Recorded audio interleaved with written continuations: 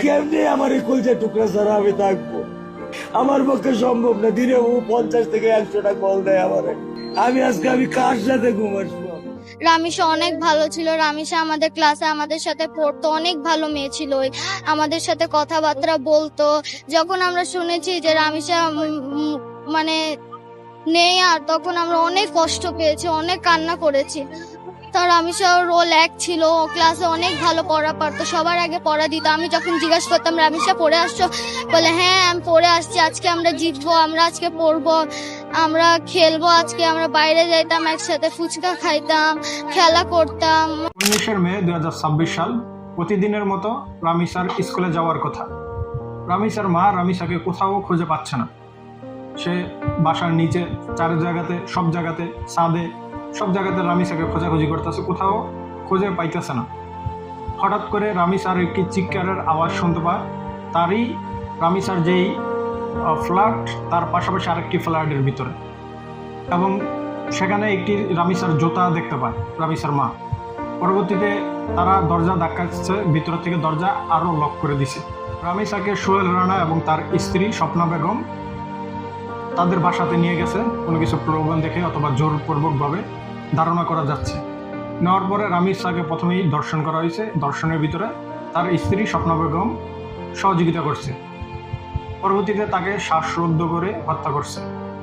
হত্যা করার পরে যখন বাসার থেকে দরজা ধাক্কাচ্ছে এবং তার স্ত্রী এই যে সোহেল রানাকে, যেই প্রধান আসামি, তাকে সহায়তা করছে পলানোর জন্য। পিছনের যে জানালা, সেই জানালার দরজার যে গ্রিল, সেটি খুলে দিয়েছে, পিছন দিয়ে সে পালিয়ে গেছে। রামিসার মার সাথে আরও যেই তাদের পার্শ্ববর্তী যেই পাড়া প্রতিবেশী রয়েছে, সবাই দরজা ধাক্কাইয়া দরজা খুলে ফেলছে। খোলার পরে দেখা যায় যে রামিসার যে মাথার অংশটা, সেটা টয়লেটে পড়ে রয়েছে। রামিসার হাত এখান থেকে দুই হাত কাটা, এবং তার যে নিথর যে বডিটা, এরকম মর্মান্তিকভাবে তাকে হত্যা করা হয়েছে।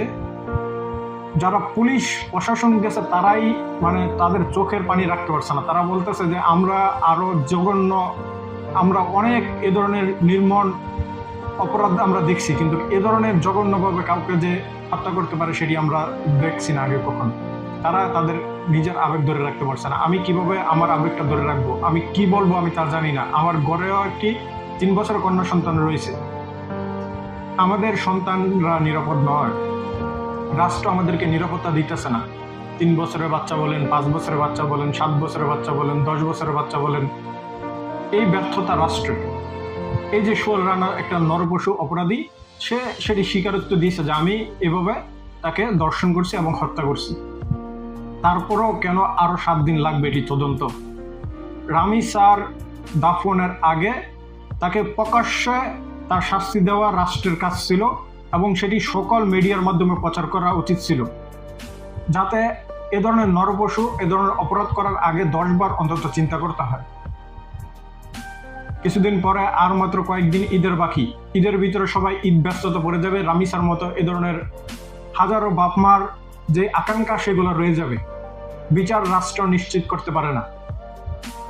আমরা কোনো সময় দেখি নাই এ ধরনের নির্মম ঘটনা, আগেও অনেক দেখি। কয়েক মাস পরপরই এ ধরনের জঘন্য ঘটনা আমাদের সামনে চলে আসে।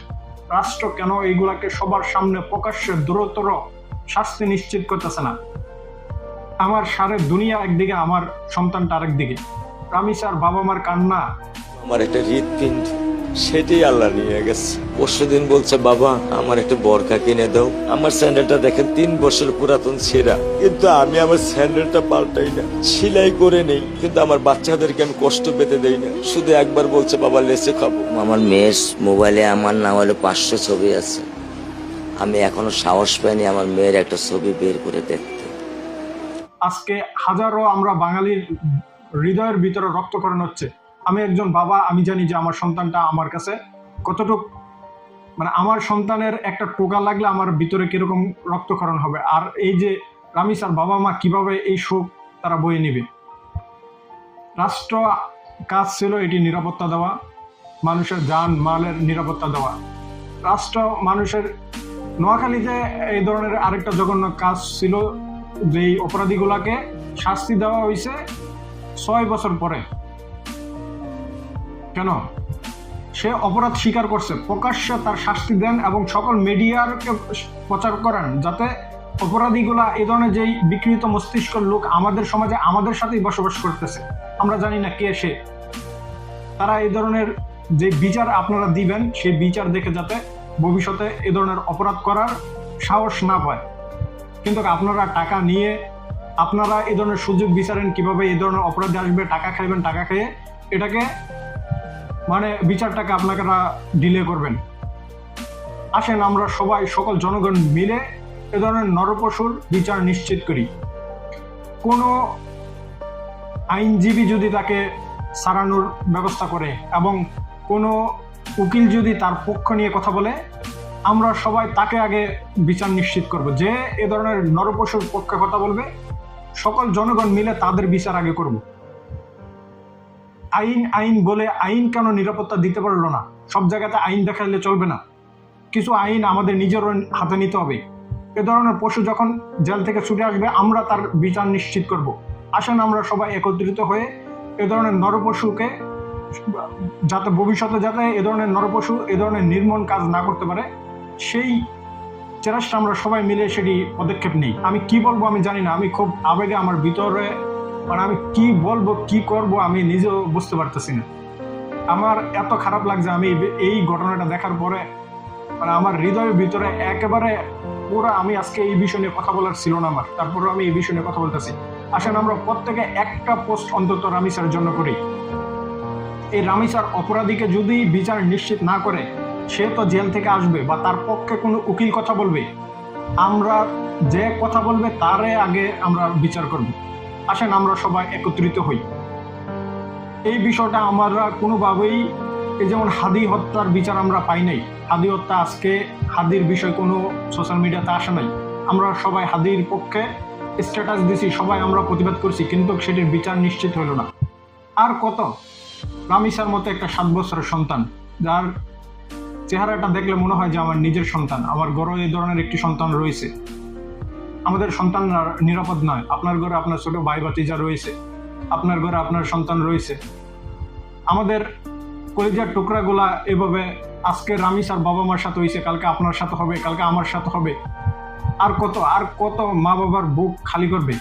এই রাষ্ট্র কেন আমাদেরকে নিরাপত্তা দিতেছে না? রাষ্ট্রের কাছে আমাদের কি চাওয়া? আমরা কোনো সরকারকে দোষ দেই না, এটা যেই সরকার আসছে সেই সরকারের আমলেই আমরা এ ধরনের জঘন্য কাজ দেখতে পারতেছি।